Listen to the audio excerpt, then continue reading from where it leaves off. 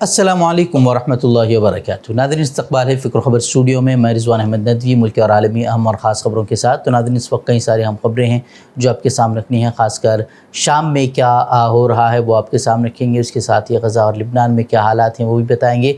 उसके साथ हिंदुस्तान से जुड़ी भी कुछ अहम और ख़ास ख़बरें हैं। तो नाज़रीन, तमाम ख़बरों के लिए देखते रहिए ख़बरनामा।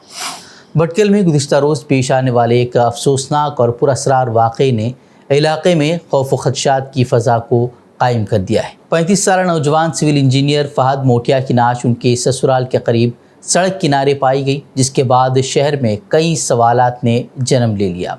तफसीलात के मुताबिक जैसे ही सड़क किनारे नौजवान को औंधे गिरा हुआ देखा गया तो फौरी तौर पर उसे अस्पताल ले जाया गया, जहां डॉक्टरों ने उसकी मौत की तस्दीक कर दी। खबर मिलते ही लोगों का हुजूम अस्पताल के बाहर जमा हो गया।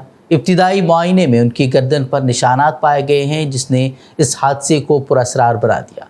लाश को सरकारी अस्पताल ले जाने के बाद मणिपाल मुंतकिल किया गया।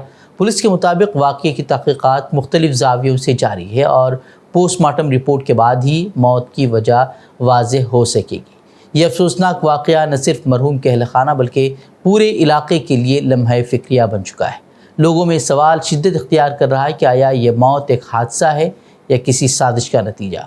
शहर में माली तनाज़ात और ज़ाती दुश्मनी की बातें भी जो है वो गर्दिश कर रही हैं, जिसने खौफ की फ़ज़ा को मज़ीद गहरा कर दिया है। पुलिस का यही कहना है कि वो हर ज़ाविये से जांच कर रही है, लेकिन इलाके वाले फ़िक्रमंद हैं और मुतालबा कर रहे हैं कि ऐसे मामलात की मुकम्मल छानबीन की जाए ताकि शहरियों के अंदर पैदा होने वाले खौफ को ख़त्म किया जा सके। वहीं शाम में बागियों के ग्रुप हैत तहरीर शाम ने तुर्की की मदद से हैरत अंगेज़ तौर पर इंतहाई तेज़ रफ्तार कार्रवाई के तहत सिर्फ 12 दिनों में हलब से हमाद, फिर हिम्स और फिर दारुल हुकूमत दिमश्क में अपनी फतह के झंडे गाड़कर बशार अल असद के 24 साला इक़्तिदार का ख़ात्मा कर दिया है।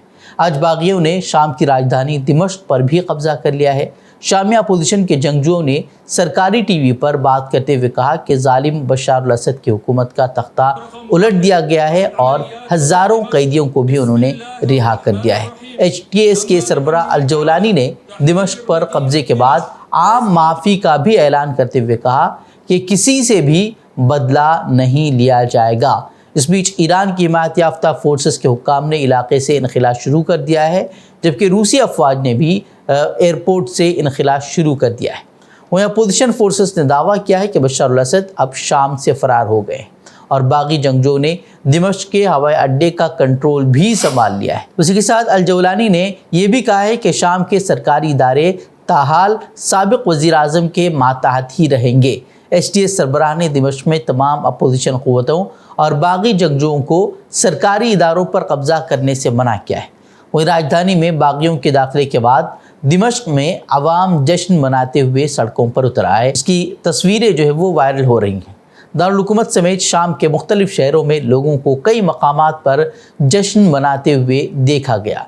इसी बीच असद हुकूमत के वज़ीर आज़म मोहम्मद गाजी अल जलाली ने ऐलान किया है कि वो अपना घर छोड़ने का इरादा नहीं रखते और वो इस बात को यकीनी बनाना चाहते हैं कि सरकारी इदारे अपना काम करते रहें। उन्होंने बागियों की तरफ ताउन का हाथ बढ़ाते हुए ज़ोर दिया कि वो इस मुल्क से ताल्लुक़ रखने वाले किसी भी शख्स को नुकसान नहीं पहुँचाएँगे।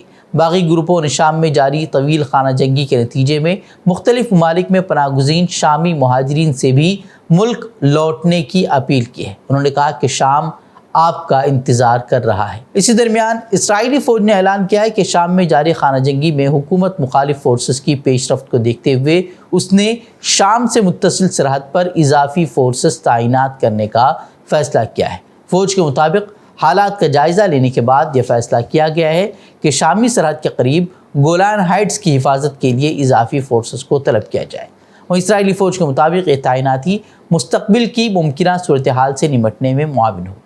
लेकिन शाम में बागी ग्रुपों की कामयाबी के दरमियान एक सवाल ये अहम रहेगा कि इस जीत से गज़ा में जारी जंग पर क्या असरात मुरतब होंगे। क्या शामी बागी ग्रुप तमाम इख्तिलाफात भुलाकर उन तंजीमों के साथ मिलकर जो कि फ़लस्तीनियों की मदद कर रहे हैं, फ़िलहाल उनके साथ मिलकर फ़लस्तीनियों की मदद के लिए हाथ बढ़ाएगा या नहीं, ये आने वाला वक्त बताएगा। वहीं हिज़्बुल्लाह के साथ जंगबंदी की मुसलसल खिलाफ वर्जियों के हिस्से के तौर पर जनूबी लिबनान में साहिनी फोर्सेस ने एक बार फिर हमला करके कम से कम 6 अफराद को शहीद और 5 को ज़ख्मी कर दिया है। اسرائیل اور لبنان کے درمیان جنگ بندی کے معاہدے کے بعد سے قابض افواج نے درجنوں بار اس کی خلاف ورزی کی ہے، جس کے نتیجے میں متعدد افراد شہید اور زخمی ہو چکے ہیں۔ وہیں غزہ میں اسرائیلی حملے بھی جاری ہیں۔ لگاتار اسرائیلی بمباری کے نتیجے میں مزید کئی فلسطینی شہید اور زخمی ہیں۔ کل ہوئے حملے میں 40 افراد کی موت واقع ہو گئی تھی، جبکہ کمال عدوان اسپتال میں بجلی منقطع ہونے سے کئی مریضوں کی زندگیاں خطرے میں پڑے ہوئے ہیں۔ وہ انسانی بحران کی اگر بات کریں تو روز بروز سنگین ہوتا جا رہا ہے۔ بھوک اور بیماریاں اہل غزہ کے لیے جان لیوا ثابت ہو رہی ہیں۔ وہ حماس کے مسلح ونگ القصام بریگیڈ نے ایک نئی ویڈیو جاری کی ہے، جس میں ایک اور اسرائیلی یرغمالی کو زندہ اور غزہ میں رکھا ہوا دکھایا گیا ہے۔ اس ویڈیو میں وہ قیدیوں کے تبادلے کے معاہدے پر زور دے رہا ہے۔ وہ حکومت سے مطالبہ کر رہا ہے کہ وہ کسی نہ کسی منصوبے تک پہنچ جائیں۔ وہ اس ویڈیو کے جاری ہونے کے بعد تل ابیب میں احتجاج تیز ہو گیا ہے۔ یرغمالی کی والدہ نے تل ابیب میں مظاہرے سے خطاب کرتے ہوئے کہا کہ میرا بیٹا اب تو زندہ ہے، اس کا یہ مطلب نہیں کہ وہ موسم سرما یا مسلسل فوجی دباؤ سے بچ جائے گا، فوج کے جو حملے جس طریقے سے غزہ میں ہو رہے ہیں اس سے بچ پائے گا، بلکہ انہوں نے کہا کہ اس کی واپسی کا واحد ذریعہ معاہدہ ہی ہے۔ وہ اسلامی تحریک مزاحمت حماس کی قیادت کے ایک وفد نے جماعت کی شورا کونسل کے چیئرمین اور لیڈرشپ کونسل کے چیئرمین محمد درویش کی سربراہی میں قطری دارالحکومت دوحہ میں ایرانی وزیر خارجہ عباس عراقچی سے ملاقات کی ہے۔ ملاقات میں دونوں فریقین نے غزہ میں جنگ بندی کے لیے کی جانے والی کوششوں پر تبادلہ خیال کیا ہے۔ انہوں نے اس بات کی وضاحت کرتے ہوئے کہا کہ حماس ثالثوں کی طرف سے فلسطینی عوام کے مفاد میں پیش کی گئی کسی بھی تجویز کو قبول کرنے اور اس پر عمل درآمد کے لیے تیار ہے۔ اس موقع پر محمد درویش نے فلسطینی عوام کے خلاف غاصب ریاست کی کھلی جنگ، شہریوں کے خلاف مسلسل قحط کی پالیسی، پانی اور خوراک کی فراہمی روکنے، عمارتوں، رہائشی سہولیات اور انفراسٹرکچر کی تباہی اور انہیں بموں سے اڑانے اور خاص طور پر شمال غزہ میں زندگی کی تمام ضروریات ختم کرنے کے لیے جاری صہیونی دہشت گردی پر بھی بات چیت کی اور اس کے خاتمے پر زور دیا۔ سپریم کورٹ کے سابق جج اور معروف قانون دان جسٹس RF نریمن نے رام جنم بھومی اور بابری مسجد معاملے کے متعلق 2019 میں سپریم کورٹ کے ذریعے دیے گئے فیصلے پر شدید تنقید کی۔ انہوں نے اس فیصلے کو انصاف کا مذاق قرار دیا۔ انہوں نے یہ بھی کہا کہ ایودھیا مقدمے کا فیصلہ سیکولرزم کے اصول کے ساتھ انصاف نہیں کرتا۔ اس طرح کی باتیں انہوں نے سابق چیف جسٹس AM احمدی کی یاد میں قائم احمدی فاؤنڈیشن کے افتتاحی لیکچر میں کہی۔ انہوں نے یہ بھی کہا کہ سپریم کورٹ کے فیصلے میں ایک مثبت پہلو بھی تھا، وہ یہ ہے کہ اس میں پلیس آف ورشپ ایکٹ 1991 کو برقرار رکھا گیا۔ 2019 کے ایودھیا فیصلے میں برقرار رکھے گئے اس پلیس آف ورشپ ایکٹ کو سختی سے لاگو کرنے کی انہوں نے وکالت کی۔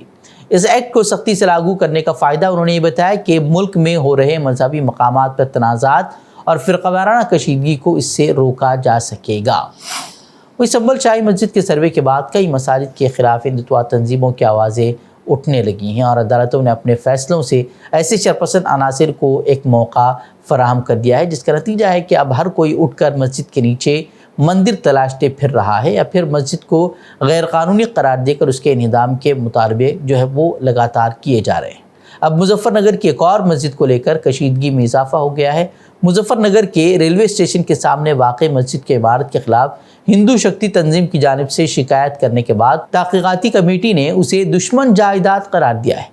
بتایا جا رہا ہے کہ یہ جائیداد پاکستان کے پہلے وزیر اعظم لیاقت علی خان کے والد رستم علی کے نام پر رجسٹرڈ ہے، جبکہ اس زمین پر 1918 سے مسجد قائم ہے، جسے وقف کی جائیداد بتایا جا رہا ہے۔ اس پورے معاملے میں مسجد کے متولی مولانا مجیب الاسلام کا کہنا ہے کہ ریلوے اسٹیشن والی مسجد 100 سال سے زیادہ پرانی ہے۔